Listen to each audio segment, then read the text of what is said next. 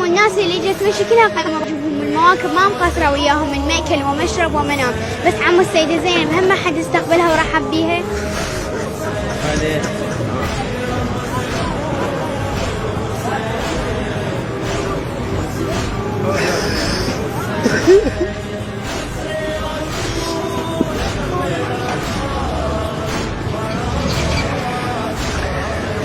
هي جدتي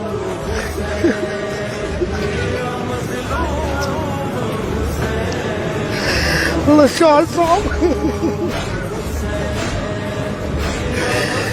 من استقبل جابر كان موجود يم جنة الحسين عليه السلام. هاي مو تايه، هاي بيها سر رباني عظيم ما حد يعرفه بس الله. يعني زينب شافت وين شافت يعني انشبت من هاي.